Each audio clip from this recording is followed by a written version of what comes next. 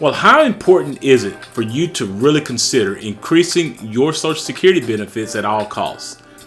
Well, we are going to talk about the benefits and the importance of increasing your Social Security benefits in today's Tuesday tip, so stay locked in. Hi, my name is Carson Graves, Certified Financial Planner and President and CEO of the Retirement Education Center, and I want to welcome you once again to our Tuesday tips.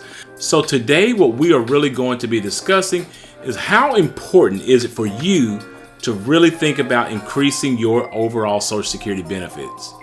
Now, I know some people may look at Social Security not even being there for them, or they may definitely be thinking about that maybe Social Security down the road, maybe in 2035, is going to receive approximately a 20% haircut. But here at the Retirement Education Center, we do not believe that you should operate out of fear, but out of being educated about your options. So today, that's what we're going to cover. We're going to talk about the importance of increasing your Social Security benefits and what could happen if you decide to just really take that benefit decision for granted. So let's go ahead and get started today about the importance of increasing your Social Security benefits. First, it is always important to understand if you should be filing for those benefits early or do you want to wait. Now, if you take the benefits early, as many of you who have watched my videos know that 62 is the earliest that you can take your Social Security benefits. But if you do that, you're going to have a possible 30% haircut from those benefits. You're only going to receive approximately 70% of those benefits. Now, if you wait till your full retirement age, which can be age 66 or 67, depending on when you were born, you will at least get 100% of those benefits. But if you wait till the age of 70, you can receive those 8% delayed retirement credits each and every year from your full retirement age until age 70, and possibly be receiving 124% of your benefits. Now, with that being said, my tip here is that delaying your benefits may not be for everyone. You really have to take a lot of things into consideration. The one thing that you really have to take into consideration is how long will you live? That's going to be based off a lot of different factors. Only you know the answer to this question. Now, I always jokingly, tell my clients, if you tell me the day you're going to die, I can tell you exactly when to file for your Social Security benefits. But with that being said, you need to know your health status. If you're already sick and you have some debilitating health issues, then it may be in your best interest to start those benefits early. So those are things that you need to know. What about your longevity history? Did your dad die at an early age? Did your mother die at an early age? And their parents before them died at an early age? Well, if that's the case, then your longevity history may be a question. So you might want to consider starting your benefits sooner rather than later. Now, if you have longevity, your mom lived to see 105 and so did your dad and your grandparents, then obviously you might, of course, want to consider waiting and delaying those benefits for as long as possible. The third thing that you're going to have to consider when it comes to you wondering if you can increase your Social Security benefits is understanding your retirement lifestyle. Are you planning to spend lavishly in your retirement lifestyle? Or do you plan to be more conservative? Now, if you're going to really spend lavishly, then it's in your best interest to try to get as much out of Social Security as possible. But of course, if you're a frugal person and you feel like you can really live on a budget, then you might be a candidate for starting those benefits early. So your retirement lifestyle will also have an effect on your decision on how you are actually going to be increasing your Social Security benefits. With that being said, understand that your retirement can last anywhere from between 20 and 30 plus years.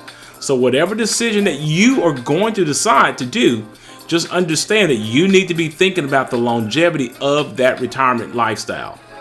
To really help you to understand the value of delaying and increasing your Social Security benefits, we have a hypothetical scenario from Fidelity. I like this scenario here because it breaks down all aspects of how we actually look at benefiting our clients when we're doing a Social Security maximization report. Now, in this hypothetical scenario, we have a female who's retiring. She makes $100,000 per year. She's 60 years old right now, but she plans to retire in 2 years, so she's going to have a decision to make when it comes to her Social Security benefits. Currently, in her 401k, she saved approximately $800,000 inside of it. Now, her life expectancy that she's using for her Social Security maximization analysis is age 95. Now, many of you may question the fact that this person is looking at extending their life expectancy to age 95.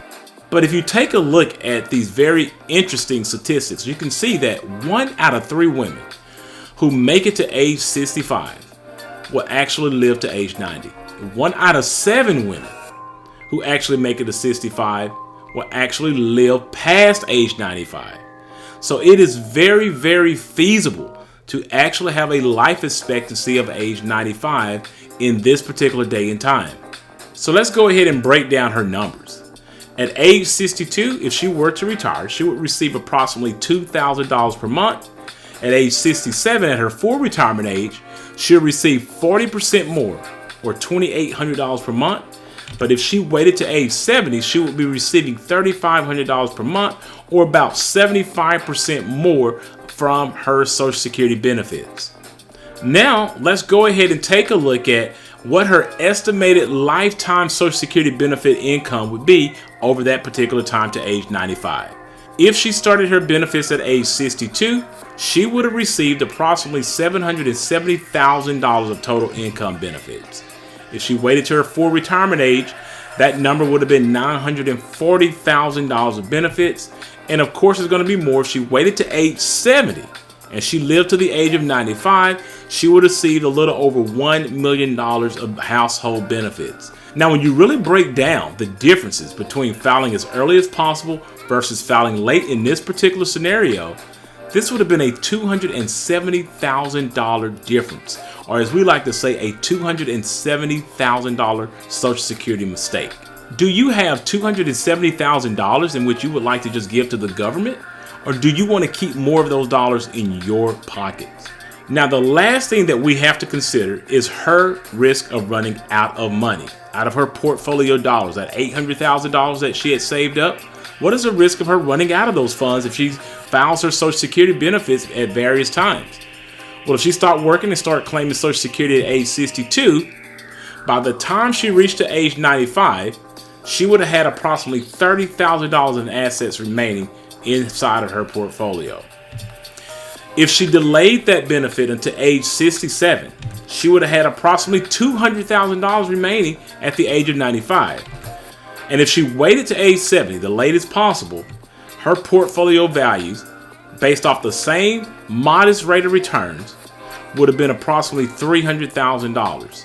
So, as you can clearly see, it all comes together. The sooner you file for your Social Security benefits, the more of your portfolio income that you may have to utilize to make up for the lack of income for your retirement lifestyle, leaving you with less money to pass down to your estate, or in some cases can end up having you running out of money too soon.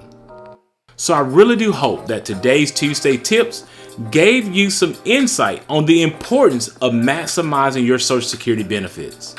Please understand that these videos are created for educational purposes only, and that you should always seek out your own financial advisor, your own tax advisor, and your own attorney regarding your personal situation. Also, if you are looking for a fiduciary financial advisor to help you with these types of complex financial matters, we highly recommend that you utilize the links in our description below and go ahead and schedule a 1-hour free consultation with us today. And if you found this information to be beneficial, we ask that you subscribe to this channel, like this video, and share it with others.